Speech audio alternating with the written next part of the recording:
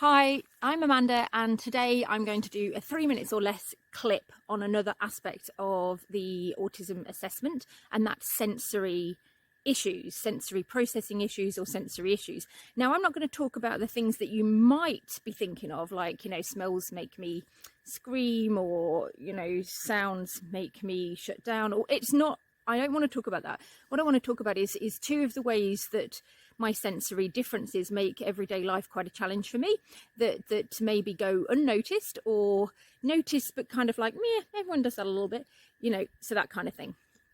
So one of the things that is a big deal for me is my sense of pressure, how much pressure to apply to things. And this is something I presume that you shouldn't have to really think about. You just learn. So, for example, we know how to hold an egg lightly, and we know that we can hold on to, say, a book or a block of wood with a bit more pressure in our fingertips.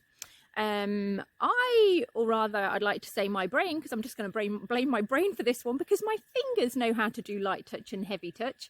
My brain seems to sometimes forget. So it's not that I pick up an egg and break it every time. I certainly don't. But what can happen to me is when I have a variety of objects that I'm trying to manipulate and move around space, so maybe I pick up a couple of things at a time, which is fairly common in daily life, and they require different levels of touch, it's quite common for my brain to go, yeah, no, and drop everything. Literally, I would drop everything. So, the difference between maybe being able to pick up some cups and saucers and then glassware or wine glasses from a table, just a few things, and take them to the washing up, I'm quite likely to drop the whole lot, or at least to be clumsy in how I handle them, or even putting them in the washing up bowl or the dishwasher. I might, not switch forces between the objects, if you know what I mean. So that can happen. So that's one, and that's one example. It kind of goes on, but you kind of get the picture. The other example, before my 3 minutes runs out, is my sense of where my body is in the world. I don't have a very good sense of that, sorry.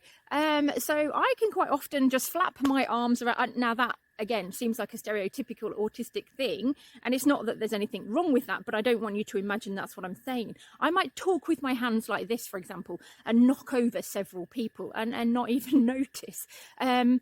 Or turn around quickly with some equipment that I forgot I've got and smash things. I've done that before.